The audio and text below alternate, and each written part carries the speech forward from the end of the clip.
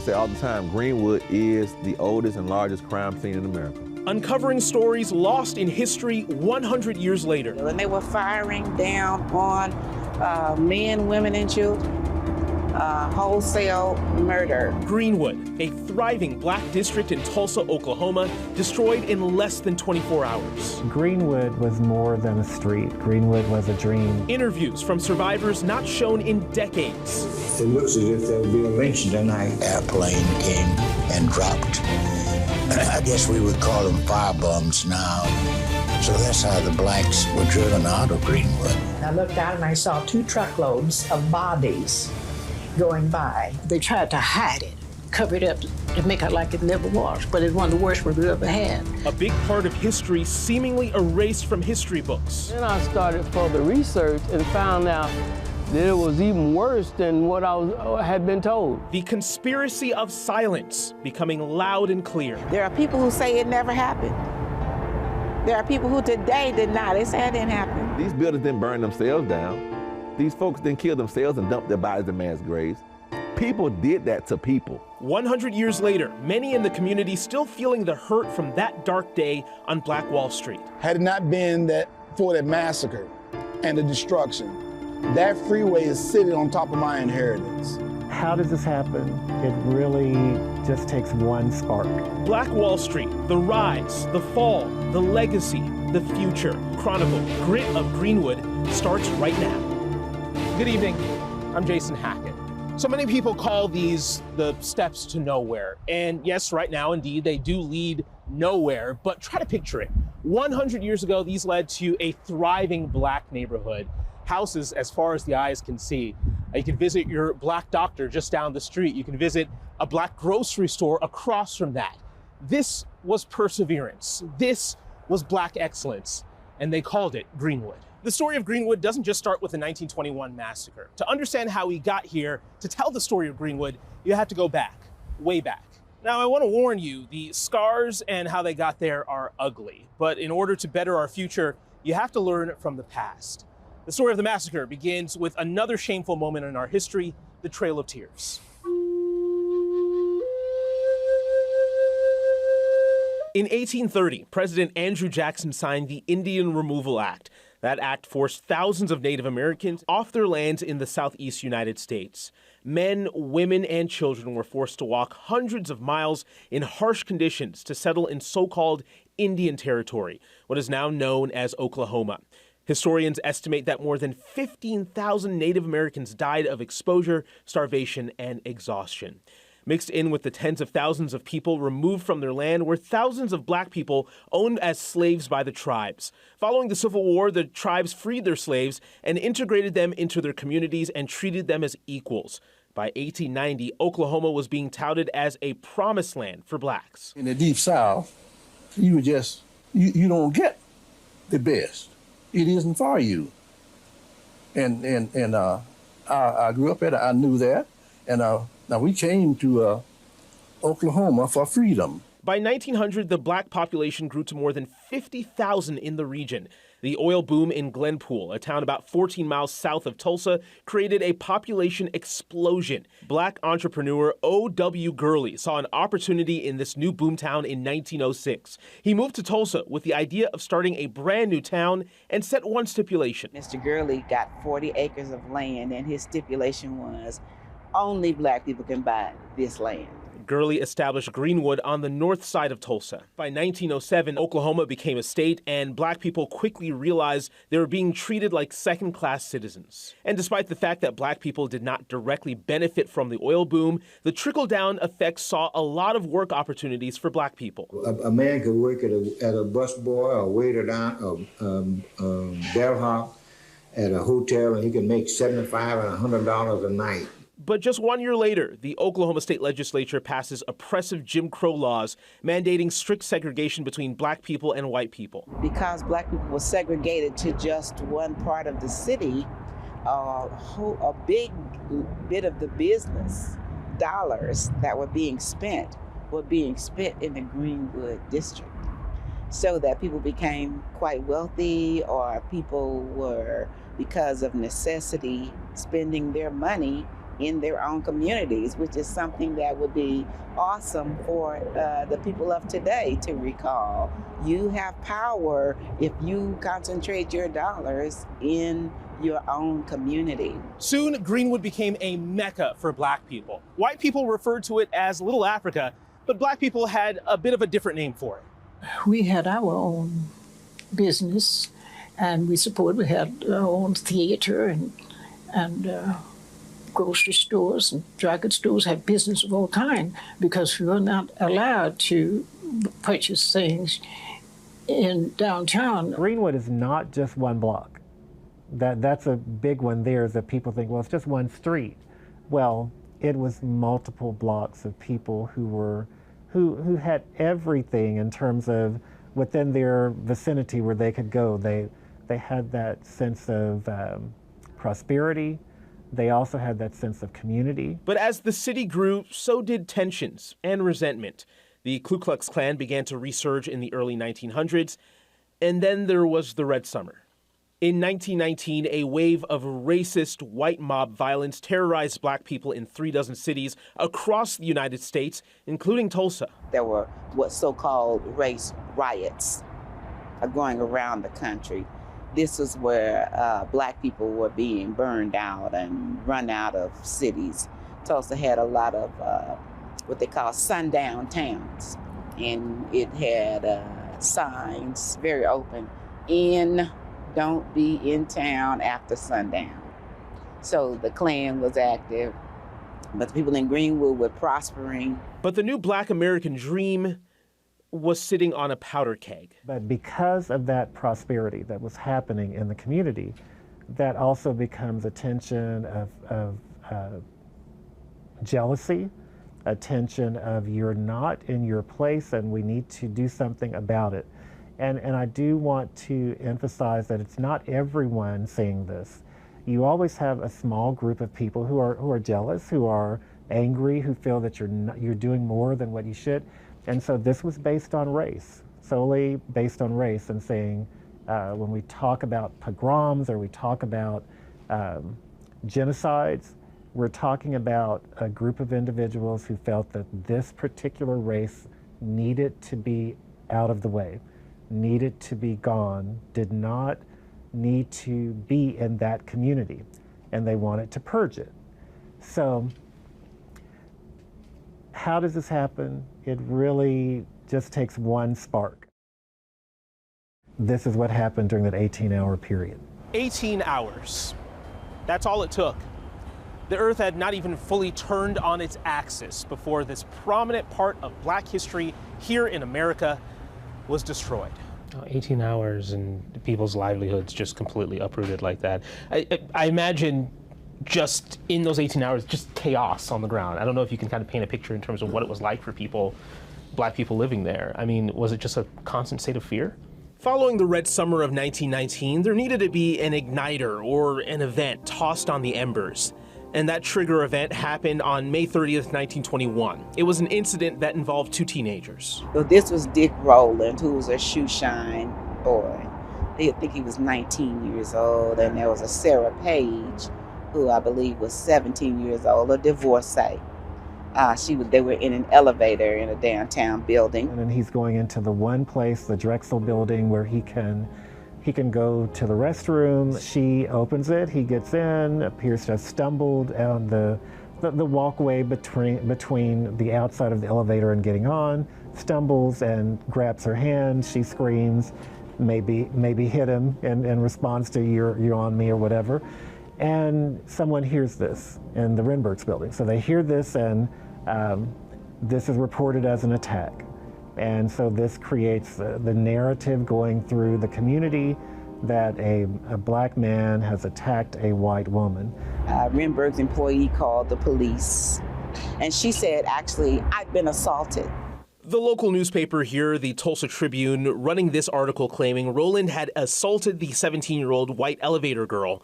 Page had refused to press charges, but the article read like a call to action, with the headline saying, quote, "Nab Negro" for attacking girl in an elevator.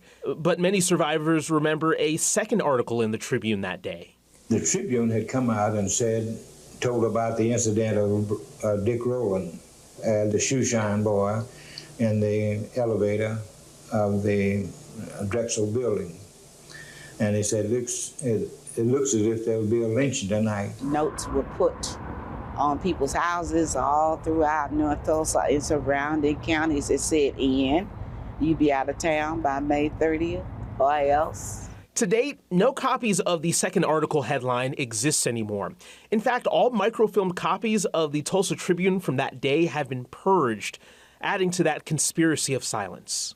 And no matter what the headline said, it inflamed a large crowd at the courthouse where Rowland was. The white community comes in big numbers when he's arrested because of this, and the black community comes, and basically there's a back and forth between the communities of go home, we'll take care of this, and then of course this concern that maybe this will not be taken care of in the right way. And there were lynchings that had occurred, not just for black people, but for whites for law breaking. And so the black community is concerned, and they're wanting to watch out for Dick Rowland. Not necessarily because they loved Dick Rowland, but because they did not want to see another black person who was lynched for something that he did not do. And those who did know him said this was not some kind of character that he would have. The two groups would meet in mayhem. Survivor Robert Fairchild describes being confronted by the white mob. And said, what are you doing with that pistol? He said, I'm going to use it if I need to. And he said, no, you give it to me. And he tried to take it from this fellow, Barry. And when in the scuffling, they started shooting with one another. Newspapers claimed only black people were armed, but the only person at the time to be wounded by gunfire was a black man. That man, shot in the abdomen, writhed in pain while a white mob blocked medics from taking him to a hospital. Onlookers would watch as that man died in the street. Less than 100 feet away, the body of another black man was found lying in the street. That story told by Ed Miller, who was just arriving for work when the massacre began. I went around the corner to the side door. There's a black man behind me. He's trying to get in too. We're both trying to make the same door and no luck.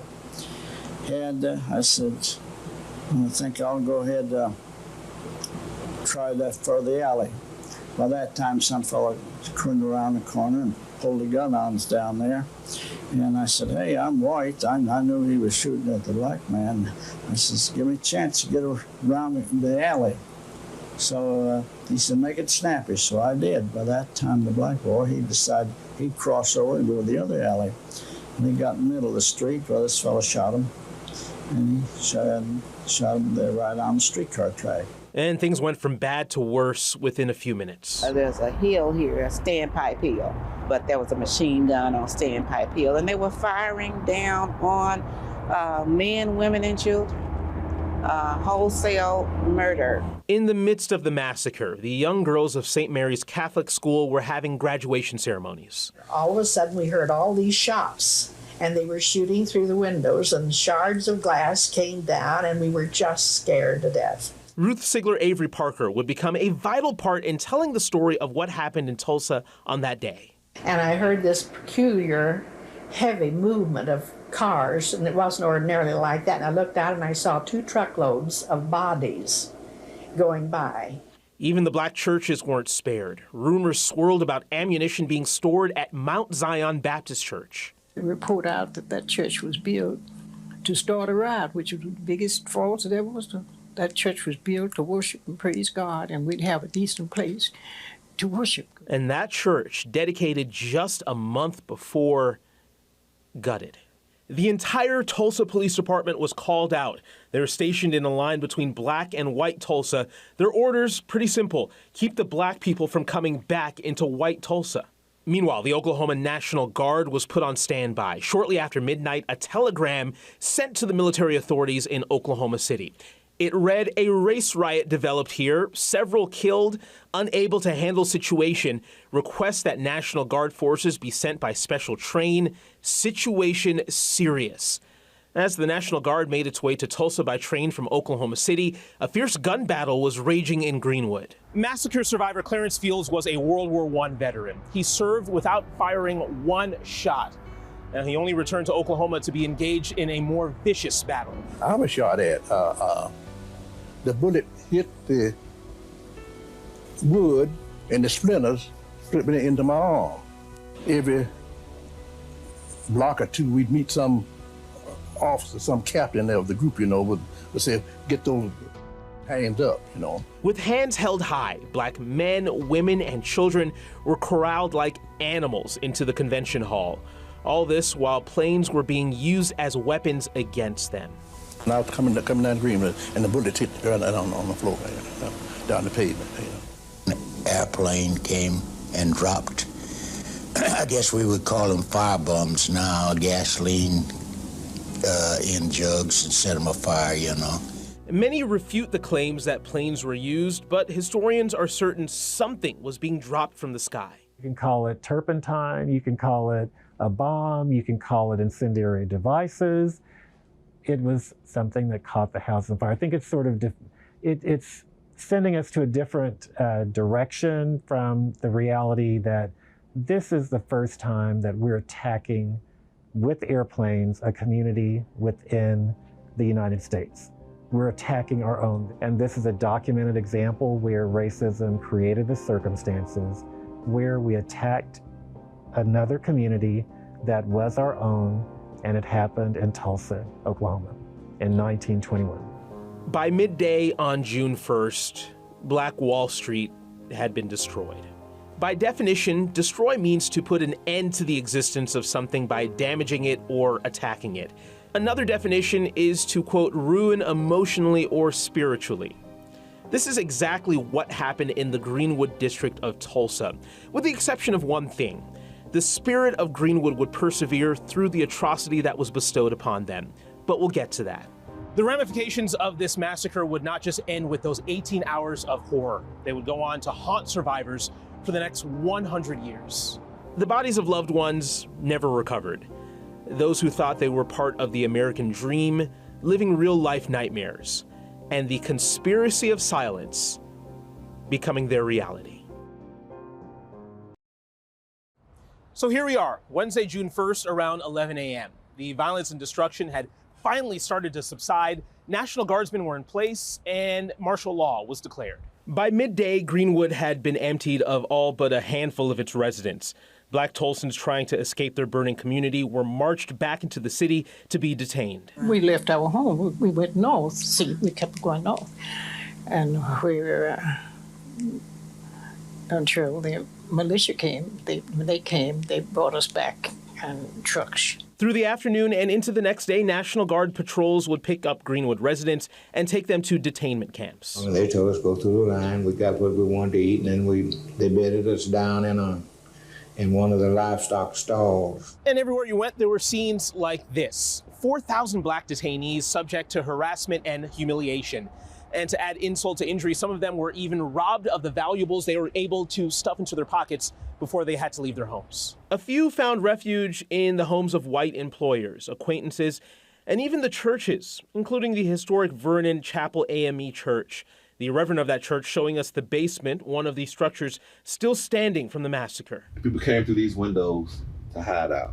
Many detainees remained at the detainment camp for weeks. They were held until a white person could vouch for them, at which point they were given a card to wear on their clothes. This badge said police protection. And when she put this badge on me, and I walked onto the gate, and they just opened the gate and let me out. Those who remained at the detainment camps were required to pay for their meals either out of pocket or by doing various tasks, including cleaning up the debris in Greenwood. They just saw bodies decaying in the streets. They just saw blood flowing down Greenwood. One of the most prominent Tulsans killed in the massacre was Dr. A.C. Jackson. The 40-year-old surgeon had a home that sits right where I stand right now, here in the middle of the Greenwood district.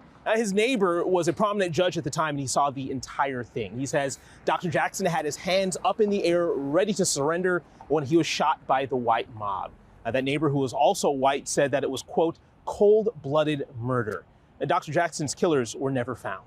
Meanwhile, the story about what happened in Tulsa would make national headlines, many articles pointing to black Tulsans as the cause, while others blame poor whites and even Mexicans. On June 25th, just 2 weeks after the massacre, a grand jury would ultimately blame everything on black people and city officials.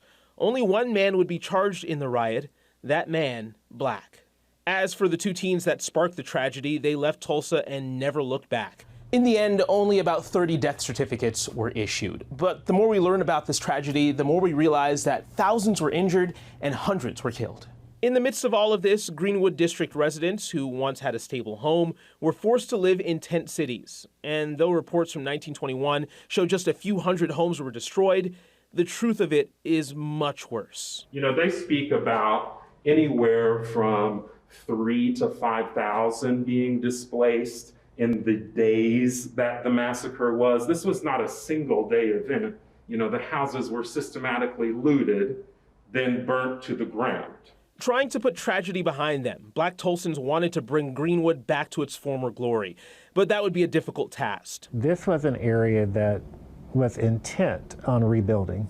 We couldn't put up the type of buildings that we wanted to start with because we had to just put a little shack building, but from that on, it was just a miracle, just tell you the truth, that happened. Because there's nobody in the world, I don't think, could have made a comeback like the black folks of Tulsa, because they had nothing in the world to help them. Greenwood residents were able to patch up some of the wounds they suffered in 1921, but by the 1950s and 1960s, Greenwood started to show the negative effects of desegregation. You wouldn't think so, but desegregation became a sore spot for black businesses. Greenwood District residents started shopping downtown at white businesses. When the whites found out that the Greenwood dollar was just as green as a dollar across the track, they started a campaign. Since they had to open up, they started a campaign to attract the black dollar, so to speak. And in the late 70s, urban renewal would destroy what was left. Had it not been for the massacre, had it not been for urban renewal coming in and leveling all the homes and business, what would Greenwood look like today? And my response was like Atlanta. It would have been, and it would have been much bigger. The scars of the massacre would continue for Tulsa. The sadness, the shame, the truth, it would be hidden for decades. It's not in the history books, and a lot of things that I heard made me angry. Now, how can that be? I thought they were making this stuff up. This part of history not being taught. In fact, the conspiracy of silence was so prominent, many here in Oklahoma didn't know what happened in their own state on these grounds. For decades, no one would talk about the atrocities that reduced this community to ashes in 1921. So the question is here, how can a massacre that killed so many people, ruined so many lives, and devastated a town remain so hidden, so forgotten? Some of them had guns. They were outnumbered. My name is Lloyd Ware. I'm a retired teacher from Tulsa Public School for 34 years. I found Mr. Ware giving a tour to a friend at John Hope Franklin Reconciliation Park in Greenwood. The park serves as a memorial to the massacre and a tribute to the role of black people in building this state. This afternoon, Mr. Ware was a teacher all over again.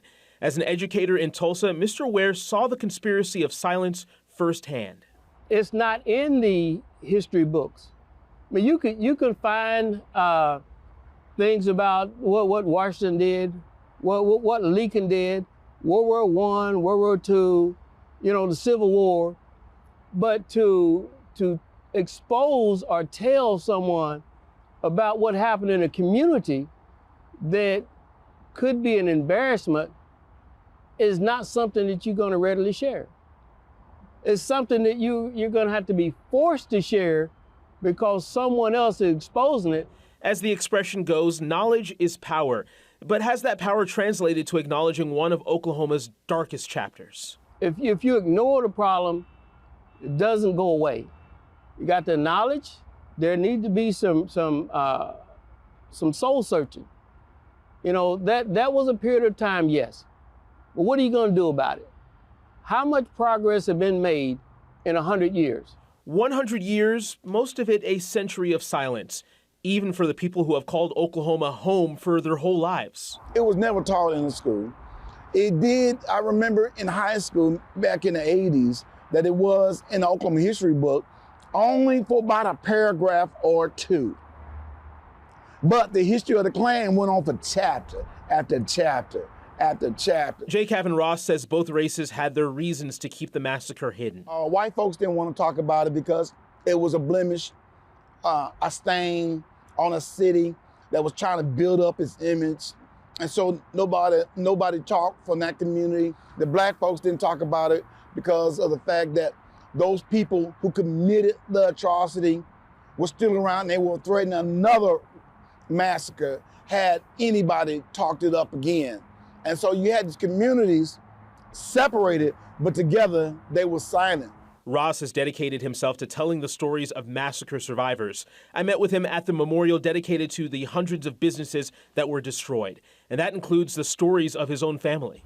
Isaac Evans Zulu Lounge, which stood right over there, pretty much where that gold sign is. That lounge, once belonging to his great-grandfather, etched into history. Nothing left to show for it but a name carved in stone. Because who's to say, had it not been for that massacre and the destruction, that freeway is sitting on top of my inheritance. That could have been my Zulu Lounge today, had it not been gone through its destruction. And in that moment, I learned just how deep the conspiracy of silence runs. When did you find out? That was later on in life? Yeah, about 5 years ago. I found out about my great-grandfather. I didn't know that much about it. It wasn't passed down to me. I'm just now understanding the role of my family. I studied everybody else's role, but I'm just now coming across my own family's role. Some didn't just try to cover it up. Some tried to erase it from history completely. Something one of the only living survivors, 107-year-old Viola Fletcher, told members of Congress she won't let happen. I will never forget the violence of the white mob when we left our home. I still see black men being shot, black bodies lying in the street. I still smell smoke and see fire. I still see black businesses being burned. I still hear airplanes flying overhead. I hear the screams. I have lived through the massacre every day. Our country may forget this history, but I cannot. I will not. Many say the conspiracy of silence started to unravel with another tragedy happening just 90 minutes down the road, 1995's bombing in downtown Oklahoma City at the Alfred P. Murrah Building. State Representative Don Ross, Jay Kavin's father, was speaking to a reporter a year later. And one of the reporters was talking to my father and made the statement that it's the worst event that happened on American soil. And my father had to stop and said, no, the worst one is just an hour away in Tulsa. That statement piqued national media interest, and soon people who had never heard of the massacre before started looking for answers. In 1997, Representative Ross introduced legislation to create the Oklahoma Commission to study the Tulsa race riot of 1921, saying, quote, justice demands closure as it did with Japanese Americans and Holocaust victims of Germany. The commission issued its report in 2001, which outlined damage, potential reparations, and the death toll. When the reports come out, the official report saying this is what happened, this happened in Tulsa, Oklahoma, and we can see the remnants of that. People had to acknowledge, rather than say it's folklore, they had to acknowledge this was real. But it took a while for schools to begin to acknowledge the massacre as well. Teaching the massacre is a relatively new thing for educators around the country, even in Tulsa. Alicia Latimer is the African American Resource Center coordinator for the Tulsa City County Library System. If the students don't know, if they're not taught, if they don't understand white privilege, if they don't understand how a person is being made to feel different or less than, or trying to anyway, then we're going to have that same issue repeatedly. People like her work to make sure the stories are not forgotten. So at the library, we created 1921 Race Riot kits several years ago with the YWCA, so that the teacher who says, I really don't know how to teach about the 1921 race massacre, I think I can help you with that. We have empathy kits for teachers who say, well, I don't know how to talk about it to little children. Well, that's okay, we got some children's empathy kits. But advocates say that push to educate seems to be hitting a roadblock. We can and should teach this history without labeling a young child as an oppressor or requiring he or she feel guilt or shame based on their race or sex. I refuse to tolerate otherwise. Governor Kevin Stitt signing a controversial bill just this month. House Bill 1775 restricts what can be taught about racial divisions through history in Oklahoma classrooms. The concern is that these core pieces of our history won't be told to students, and we're creating a systemic barrier for having those conversations that could lead to reconciliation and enlightenment to a lot of students. That bill getting pushback from major districts like Oklahoma City, many saying they will continue to teach what happened in our past in order to better our future. As a district, we don't need this bill. It's racist. It's cowardly. It's micromanaging. In spite of the signing of House Bill 1775, people are hopeful that the truth is starting to be uncovered. But it turns out the deeper you dug, the uglier the truth became. Let's revisit that 2001 commission report. Before it was published, it was widely believed that only a few dozen people died. But the report estimated that anywhere from 100 to 300 people lost their lives. It went on to say, quote, while the white riot dead appear to have all been given proper burials, little effort was made by the white authorities to identify the bodies of black riot victims. Indeed, as both long-forgotten funeral home records and death certificates would confirm, some unidentified African-American riot victims were hurriedly buried in unmarked graves at Oaklawn Cemetery. Tulsa was sitting on a buried secret. Do you think that there are potentially bodies just spread out everywhere? Yes, according to the Racial Rights Commission report, other those reports about bodies thrown in the Arkansas River, various parts of the city, even taken out of town. Tulsa Mayor G.T. Bynum says his city is on a mission to dig deeper. Bynum says more and more stories have been uncovered over the last few years, decades of secrets finally coming into the light. People of all races, all political parties coming forward and saying, well, I've never told anybody outside my family about this, but my grandfather told me about how he saw bodies being buried in this location. Or my great-grandmother told me a story about how she saw bodies being buried in this other location. And what we found was there was this whole oral history here in Tulsa that had been passed down through families, but they had never had a productive outlet for it before. And so we've collected those stories, and they're really helping guide a lot of the search that we're doing, trying to find the mass graves from the 1921 Tulsa Race Massacre. It's the question that haunts this community.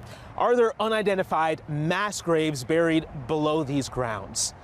Here at Oaklawn Cemetery, you'll find two marked graves of victims, Reuben Everett and Eddie Lockard.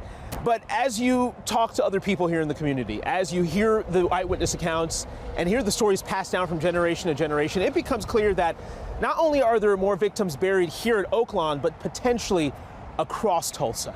We had to go on hearsay and scanning the graveyard. I mean, we were all over the graveyard. Throughout this special, you've heard several survivors who say they saw truckloads of bodies being dumped in places. But it took nearly a century for action to take place. There was about 3/4 of a century where it was covered up and nobody talked about it. And to this day, we really struggle with understanding as to what happened, who it happened to. You know, we're in the middle of a search for the graves of the victims of it that still haven't necessarily been identified. And that's when we were able to locate 12 coffins, wooden coffins, as described in some of the notes that we did have. They were found next to those two massacre victim headstones. We were looking for individual graves in there, doing test excavations, looking for individual unmarked graves of people, and came upon a mass grave. A trench had been dug into the ground. You can actually see the stair steps that were dug down into the ground when they were placed. They're in a row in the ground, so they were all put in at the same time. He's the first mayor in 100 years that even dealt with the issue of the mass graves. But the conventional wisdom was, oh, there'll be this big backlash. And so nobody, elected officials would never touch it, wouldn't want to move forward with it. Researchers say the area is large enough to contain the remains of 30 people. So how will we know who was who? DNA matching. Maybe it can be traced to some descendants of today. And then once all that is done, to give them a proper place and a proper burial.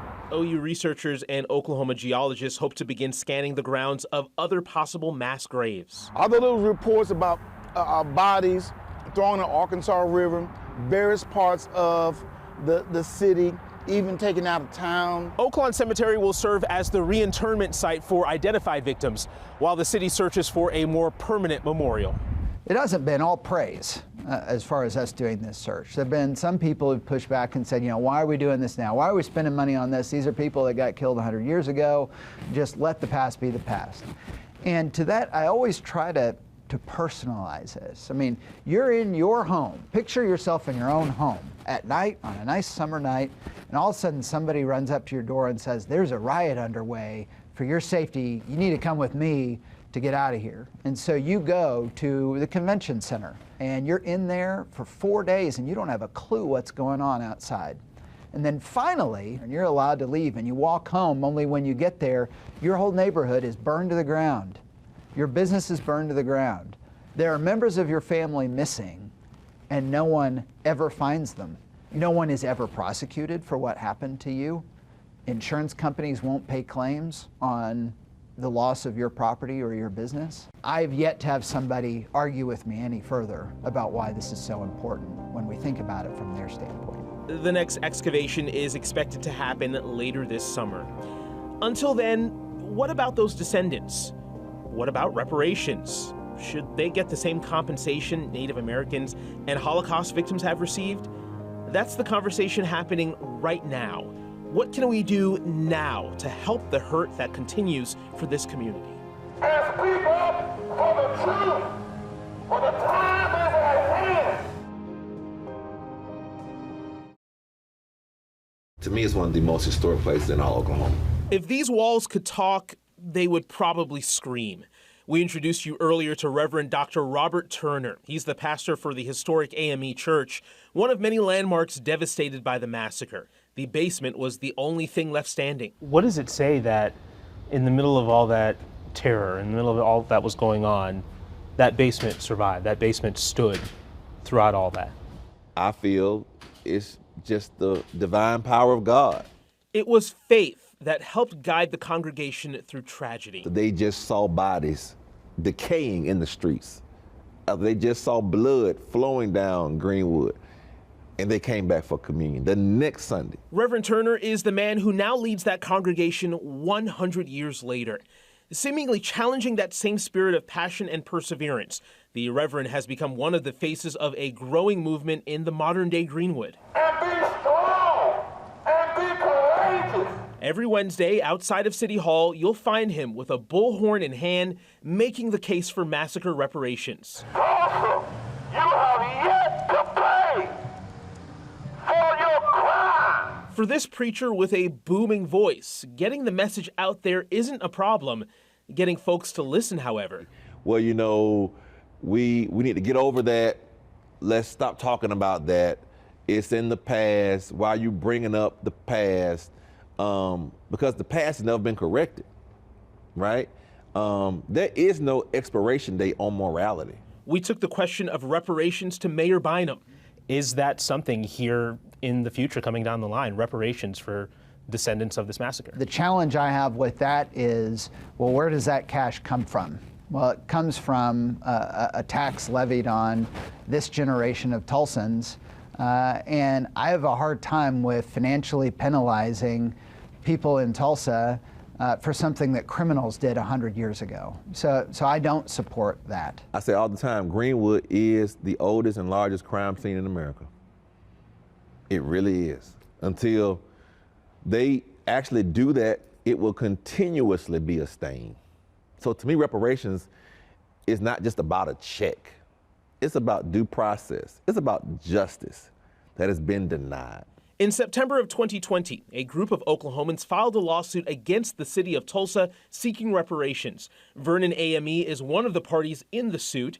It goes on to say, quote, as a direct and proximate result of the massacre and the defendants' continued unlawful actions, Black Tulsans face disparate treatment and outcomes with respect to every single basic human need: jobs, financial security, education, housing, justice, and health. That lawsuit is still pending. But its argument underscores an issue the city continues to struggle with today: the apparent division between white Tulsa and Black Tulsa. Going back to the aftermath of the massacre, it's important to emphasize that Greenwood did come roaring back afterwards. And when we look at the 1940, 1950 telephone directories and see the businesses and see the homes, the churches, all of those point to there were more businesses, more affluence after 1921 than before. So rebuilt and better, stronger. That is until the urban renewal push of the 60s and 70s. Black homes and businesses were demolished to make way for highways. Land was cleared to make way for college campuses. Residential homes were choked off from the Greenwood Commercial District. We just didn't have a plan for the city to say, we want to preserve the heritage. We want to encourage the heritage to keep going. But there's always been the sense that the city would rather say, let it disappear. And so that's what essentially happened. Greenwood today, no longer the 35-block mecca that it was. City leaders like Mayor Bynum say they want to return to glory. There has been a tremendous amount of land in the Greenwood District that city authorities, historically, it's old urban renewal land that the city just sat on for decades. Well, we have activated that land, and we are developing a master planning process that neighborhood stakeholders will be involved in and lead that process to really help guide what they want to see become of the Greenwood District. One of the first things you'll notice here in the district is Greenwood Rising, built here at the entrance to Greenwood. The state-of-the-art museum will honor the legacy of Black Wall Street with interactive exhibits and artifacts from the massacre. Several art galleries call Greenwood home, with pieces that acknowledge the past and embrace the future of Greenwood. Lincoln Cochran created this exhibit called Faces of Greenwood. It includes this walkthrough exhibit, which chronicles American history and these never-before-seen pictures of life in Greenwood after the massacre. I'm a Tulsa native. I went to Booker T. Washington High School. I taught at Booker T. Washington High School, and Tulsa really has, an opportunity to showcase all of Black Wall Street, in that, incredible crown that is our city, and we need that inclusion, and the time is now. And how do Black businesses fit into plans for the future? Just down the street, Guy Troop is the owner of the Black Wall Street Liquid Lounge. My wife and I, Yvette, wanted to establish something where we could find the brightest minds from Tulsa and help them cultivate activities, businesses, and entrepreneurship. As the push to transform Greenwood continues, many people here wonder if Black people are being left behind, priced out of the area they built more than 100 years ago. Gentrification, is that happening now? Oh, without a doubt, without a doubt. It's a part of American strategy. I don't particularly like that poor people get driven out and then capitalists take advantage of it. But that's an American system. We can complain about it, but if we don't have a strategy, then we will lose. So all I'm trying to do is be a small part of a strategy and create culture that allows the spirit of our foremothers and fathers to be rebirthed. And maybe by the time I kick out of this life, that spirit and energy will be back. Mayor Bynum says it's a work in progress for the city.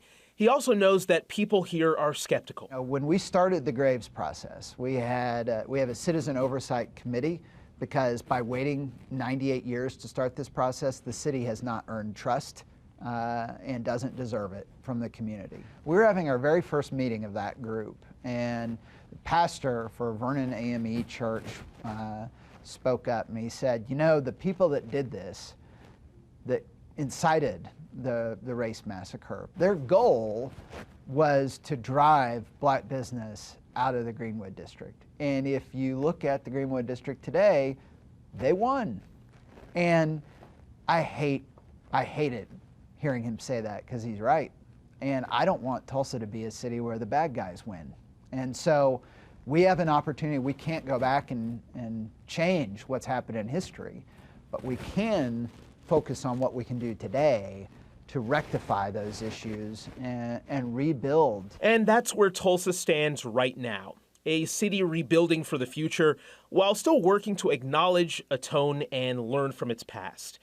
Perhaps these words from legendary historian, the late John Hope Franklin, sums things up the best. History is something we must live with, both good and bad. And the bad history helps us overcome it, and we can then perhaps make good history. So we have to look at the past as it was, and not as we wished that it had been.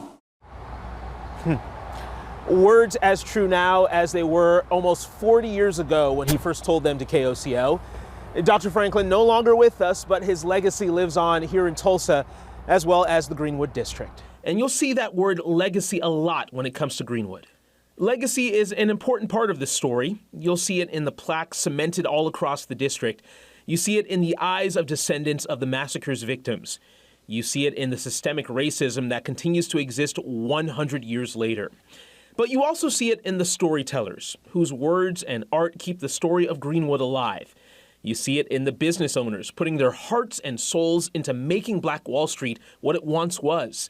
You also see it in Greenwood Rising, which will bring the story to a whole new generation, making sure we never forget those 18 hours of terror. Making sure we don't forget those 35 blocks of Black-owned businesses, churches, homes, hospitals, and schools that were torched.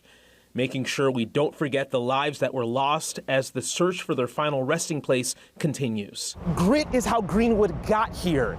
Determination is what helped them rebuild. And with that same grit, determination, and spirit, it'll lead them into the next 100 years and beyond. I'm Jason Hackett. Thank you for joining us.